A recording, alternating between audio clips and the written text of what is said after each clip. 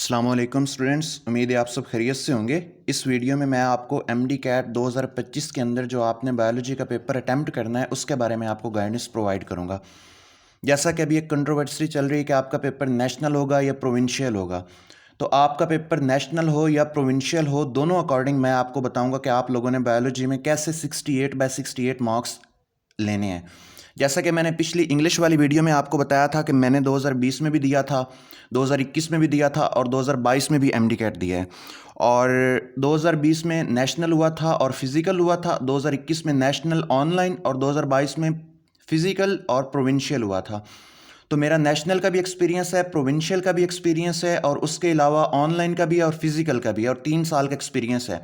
तो इन सब एक्सपीरियंस की बेस पे मैं आप लोगों को बताऊंगा कि आप लोगों ने बायोलॉजी में कैसे 100% मार्क्स को सिक्योर करना है। आपके बायो के पेपर में 68 मार्क्स, जो आपके एमडी कैट के पेपर में जो 68 मार्क्स होते हैं वो आपके बायो के होते हैं। 122 जो होते हैं ना वो बाकी 4 सब्जेक्ट्स के होते हैं। तो अगर आपके यहाँ से 68 आ जाते हैं ना तो पीछे आपके 122 मार्क्स रह जाते हैं जो आपने लेने होते हैं। 122 मार्क्स में से आपका मेरिट बनता है। और ये जो 68 मार्क्स होते हैं ना, ये हर बच्चा ले सकता है, मतलब एवरेज टाइप भी स्टूडेंट 68 मार्क्स बायो में ले सकता है। अब मसला ये है कि अगर तो आपका प्रोविंशियल है फिर तो आप ये लेने बहुत आसान है। अगर आपका नेशनल हो जाता है तो फिर भी लेने आसान है, लेकिन आपको थोड़ी स्मार्ट स्टडी और टैक्टिकल तरीके से लेने पड़ेंगे। अब 2021 में मेरे साथ कई ऐसे मेरे दोस्त थे जिन्होंने बायोलॉजी में कंप्लीट मार्क 100% मार्क्स लिए थे नेशनल तरीके से प्रिपरेशन करके। और मेरे भी 3 एमसीक्यू सिर्फ बायो में गलत थे उस टाइम 2021 में जब ऑनलाइन हुआ था और नेशनल हुआ था। तो मैं आपको बताऊंगा कि आपने फुल मार्क्स कैसे लेने हैं। उससे पहले मैं आपको बता दूं कि आप इस चैनल को सब्सक्राइब कर लें, इसमें आपको हर सब्जेक्ट के रिलेटेड गाइडेंस मिलेगी।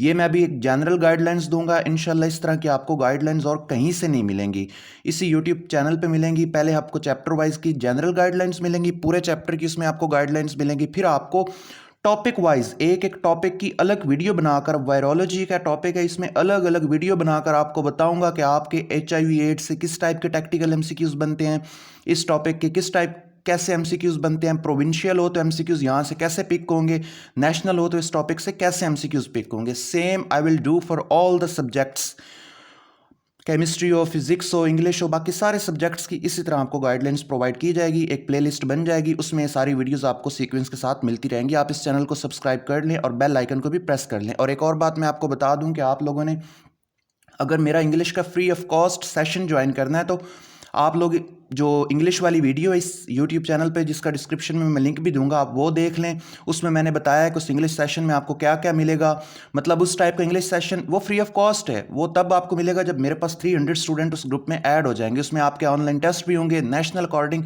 प्रिपरेशन आपकी होगी, मतलब वो बिल्कुल फ्री ऑफ कॉस्ट सेशन जिसमें आपकी इंग्लिश के 18/18 मार्क्स की मैं गारंटी दूंगा। एक एक वर्ड को, एक एक रूल को अप्लाई करके आपको समझाऊंगा कि इससे किस तरह का एमसीक्यू आएगा।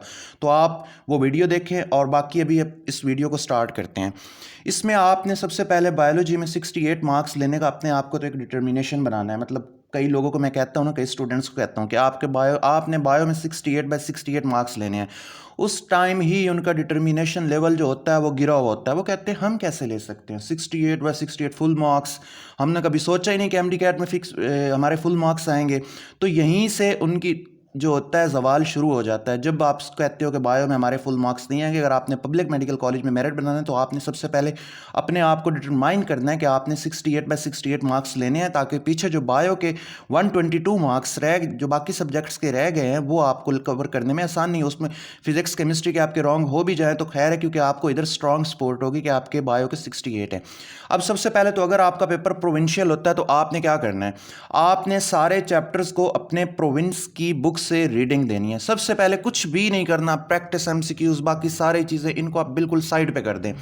आपने हर चैप्टर को, आपने बायोडाइवर्सिटी जो पहला चैप्टर है, पहले मैं आपको इसका सिलेबस बता दूं। इसमें बायोडाइवर्सिटी में सिर्फ और आपका जो सिलेबस है ये 2025 का जो आपका सिलेबस होगा, ये जो मेरी प्रिडिक्शन है ये सेम रहेगा।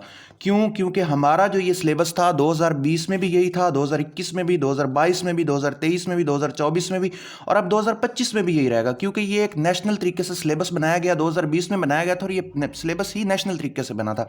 इसमें फिर 2022 में एक टॉपिक को कट करके दिया था, उसमें वो गाउट एक डिसीज़ थी स्पोर्ट एंड मूवमेंट वाले चैप्टर में, उसको रिमूव कर दिया था। बाकी सारा सिलेबस वैसे का वैसे ही है, तो आपका सिलेबस सेम रहेगा। इस सिलेबस में आपके 13 चैप्टर्स बनते हैं ओवरऑल। वायरस वाला बनता है, बायो एनर्जेटिक्स बनता है, उसके बाद बायोलॉजिकल मॉलिक्यूल्स बनता है, उसके बाद सेल स्ट्रक्चर एंड फंक्शन बनता है, नर्वस एंड केमिकल कोऑर्डिनेशन है, ये आपकी जो पंजाब की बुक में कोऑर्डिनेशन एंड कंट्रोल वाला चैप्टर एक ये बनता है। उसके बाद किंगडम एनिमिलिया बनता है, जो सबसे लेंथी चैप्टर है और सबसे ज़्यादा एमसीक्यूज यहीं पर रॉन्ग होते हैं। एंजाइम्स वाला सबसे इजी चैप्टर है। एवोल्यूशन है सेकेंड ईयर में। प्रोकैरियोट्स जो बैक्टीरिया वाला है, एक ये चैप्टर है। उसके बाद रिप्रोडक्शन है, स्पोर्ट एंड मूवमेंट है, वेरिएशन इन जेनेटिक्स है। उसके बाद चैप्टर नंबर 13 जो है ना, life processes in animal and plants. इसमें आपके जो है ना 3 चैप्टर्स इंक्लूड हैं। एक आपका वो डाइजेस्टिव सिस्टम है, पंजाब की बुक में वो न्यूट्रिशन वाला है, एक ये आपका चैप्टर है। उसके बाद इसमें जो दूसरा चैप्टर है आपका वो सर्कुलेटरी सिस्टम है, जिसमें ट्रांसपोर्ट इन एनिमल्स है और प्लांट्स। सर्कुलेटरी सिस्टम, इसमें वो transport in animals and plant वाला आ जाता है, प्लांट्स वाला भी वही आ जाता है। और जो थर्ड वाला आपका चैप्टर है वो आपका है रेस्पिरेटरी सिस्टम। आपके ये 3 चैप्टर इसमें सब टॉपिक्स आते हैं। अब आपने आज सिलेबस को यही करना है और इसमें आपने कैसे करना है, आपका जो प्रोविंशियल होगा सबसे पहले आपने अपने आप को प्रिपेयर करना है कि प्रोविंस के अकॉर्डिंग प्रिपेयर करना बहुत आसान है। प्रोविंस वाइज आपने सिर्फ अपने बोर्ड की बुक को रीड करना है, ठीक है।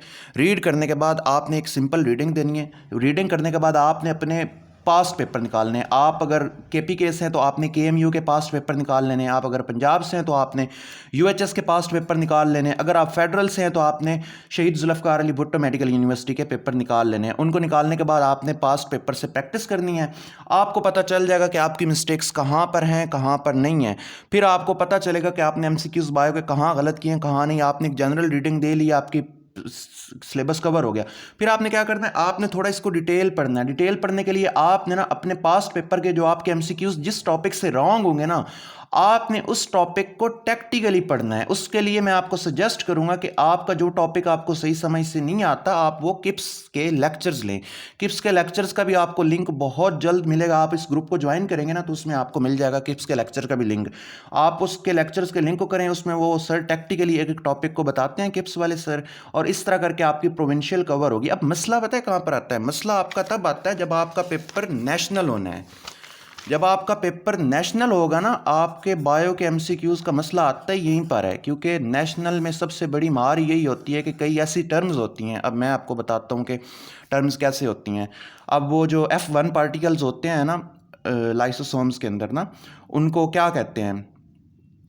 उनको ऑक्सीसोम्स भी कहते हैं। सॉरी, वो माइटोकॉन्ड्रिया के अंदर ऑक्सीसोम्स होते हैं। अब ये वाली एक लाइन आई थी 2021 में। अब ये पंजाब वाले भी उस टाइम परेशान, सिंध वाले भी परेशान, KPK वाले भी परेशान कि ये लाइन कहाँ से आ गई। उन्होंने ये वाली जो लाइन दी थी ना, ये उन्होंने बलूचिस्तान की बुक से दी थी। तो आप अंदाज़ा कर लो कि आपको कितना कितना कितना ज़्यादा इस चीज़ में आपको कितना इस चीज़ में नुकसान होगा अगर आप एक ही बुक तक लिमिट रहते हैं और आपका पेपर नेशनल हो जाएगा। आपके तो 10-15 MCQs रॉन्ग हो जाएंगे, क्योंकि आपके नेशनल में 10-15 MCQs आने ही ऐसे हैं जो बाकी बुक से भी आते हैं। मतलब 80% सारा मटेरियल सारी बुक्स में सेम होता है, जो 20% होता है वो बाकी बुक्स में सेम नहीं होता। उस 20% के लिए आपको सारी बुक्स को रीड करना पड़ता है। तो आपने फेडरल को भी रीड करना है, सिंध को भी करना है, KPK को भी करना है और ये सारी को करना है। तो ये ऑब्वियस सी बात है, स्टूडेंट्स के लिए बहुत हेक्टिक हो जाता है।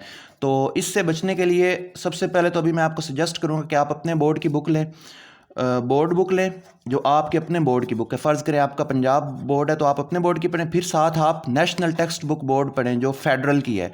आप इन 2 टॉपिक्स को अच्छे से पढ़ें, मतलब इन 2 बुक्स को अच्छे से भी करें। उसके बाद हम अपने प्लेटफॉर्म पे एक ऐसा सिस्टम निकालेंगे कि हम आपको एक ऐसी बुक्स प्रोवाइड करेंगे, PDF स्लाइड्स वगैरह प्रोवाइड करेंगे। अभी हमारी टीम उस पर वर्क कर रही है, मेडिकल स्टूडेंट्स की टीम, जिसमें आप लोगों को कंपाइल फॉर्म में, आप माइटोकॉन्ड्रिया का एक टॉपिक है उसको पढ़ेंगे।